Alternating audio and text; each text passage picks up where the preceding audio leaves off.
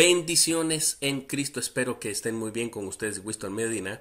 Y antes de que termine el año 2021, quiero dejarlos con una sensación preciosa analizando sintácticamente Romanos 8:35a. Yo sé que estás ahorita con reuniones familiares y todo, no importa, no voy a ser muy largo, prometo no quitarte más de 10 minutos en este análisis, así que vamos al análisis. Tenemos el texto griego aquí, tis imas horisi apotis agapis tu thiristou. Ahí tenemos el texto. Vamos a ver lo que dice en español. ¿Quién nos separará a nosotros del amor que viene de Cristo? Noten cómo estoy traduciendo y hay una razón por la cual estoy traduciendo así. Pero vamos al análisis. Lo primero que tenemos aquí es el punto y coma, que a diferencia del español, el punto y coma en griego significa una pregunta, es un signo de interrogación, equivalente a un signo de interrogación. Implica que estamos frente a una oración interrogativa.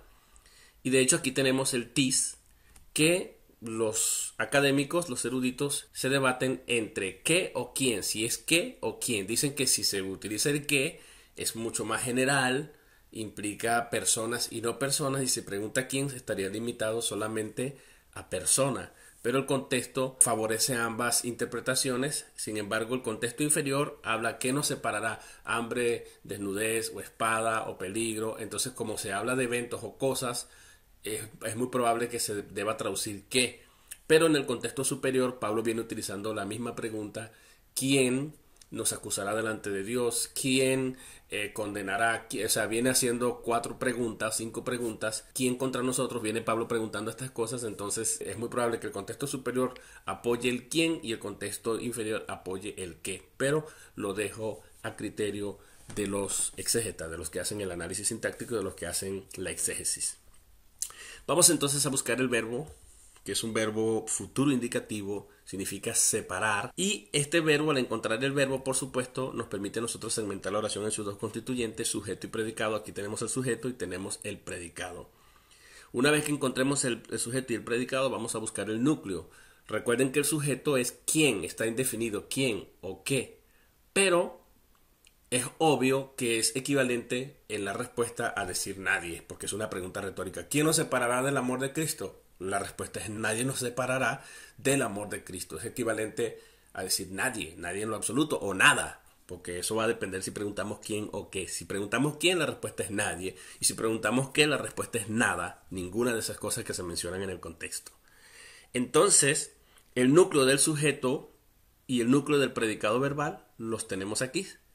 Tis es el núcleo del sintagma nominal del sujeto en este caso, y horisi es el núcleo del predicado verbal o sintagma verbal. Ahí lo tienen.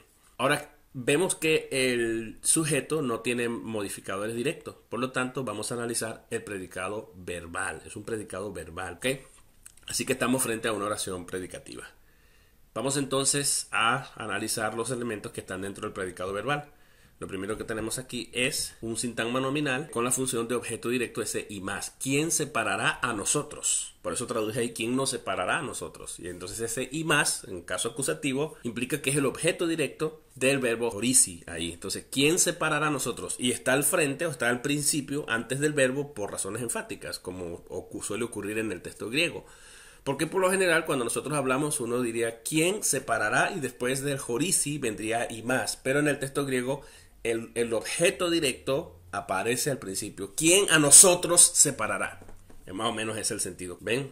Entonces ese objeto directo del verbo principal que está ahí, del único verbo, horisi, y la función específicamente al ser un sintagma nominal, equivalente a un sintagma nominal y es un pronombre personal, es también núcleo de ese sintagma nominal, ¿ok? Vamos a seguir analizando. Aquí tenemos luego una frase preposicional, como ustedes pueden ver aquí, iniciada por apo, apotis agapis tu thiristou. Entonces vamos a analizar. Está constituido, todo esto es un sintagma preposicional que es equivalente a un sintagma adverbial. ¿Por qué es equivalente a un sintagma adverbial? Bueno, porque este sintagma preposicional va a modificar al verbo horisi. Al modificar al verbo, su función es netamente adverbial, aunque estructuralmente es un sintagma preposicional. Y como el verbo indica separación y la preposición apo indica separación también, estamos frente a un complemento circunstancial de separación. Algunos también le llaman complemento circunstancial de limitación. O sea, está limitando el espacio, la distancia, pero estrictamente hablando implica separación. Por eso es un complemento circunstancial de separación. Entonces, vamos a ver cómo está constituido este sintagma preposicional adverbial. Justamente tenemos el enlace, que es la preposición misma, y el sintagma nominal, un sintagma nominal que está compuesto por tis agapis tu Christou, que está funcionando como el término. Algunos académicos prefieren llamar a ese término objeto de la preposición, en este caso de la preposición apo. Y el sintagma preposicional, la estructura del sintagma preposicional tiene su propio núcleo. El núcleo es la preposición. El núcleo del sintagma preposicional es apo. Funciona como enlace y núcleo del sintagma preposicional. Ahora, este término tenemos que buscar el núcleo. Y aquí tenemos el tis agapis. Agapis es el núcleo de esa frase completa. ¿Separar de qué? Del amor. Del amor. Amor es la palabra más importante ahí. ¿Ok? Y ese tis está modificando adjetivalmente a agapis, determinándolo. Agapis. El amor. Está definido. El amor. ¿El amor de quién? Ahora aquí viene una nueva frase, un nuevo sintagma nominal, una nueva frase sustantiva en caso genitivo, y que está funcionando aquí como un complemento de nombre. Es decir, que está modificando a agapis, a amor. ¿Amor de qué? ¿O de quién? De Cristo. Funciona como un complemento de nombre. Modifica al sustantivo agapis. ¿Quién nos separará del amor de Cristo? Vamos a ver qué tenemos en esa frase. Igual tenemos un tu, que es un determinante, modificándome por supuesto a Christou, como pueden ver ahí. Y Christou, dentro de esa frase sustantiva, de ese sintagma nominal, sería el núcleo. Ahora lo que nos toca es decir qué tipo de genitivo es tu Christou. Hay muchas opciones.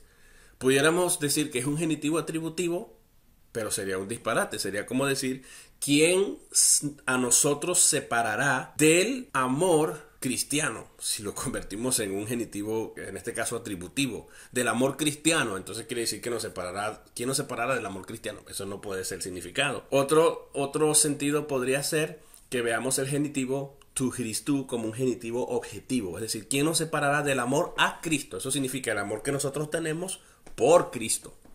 Pero ese tampoco es el sentido.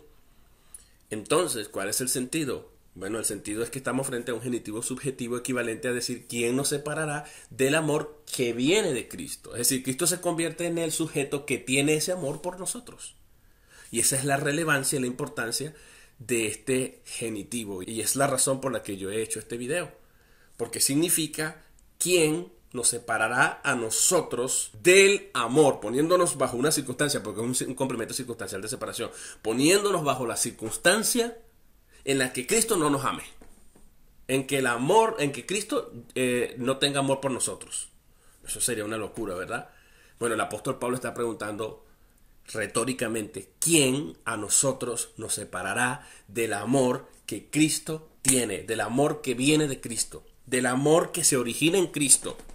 Si lo vemos incluso hasta como de origen, que se origina en Cristo.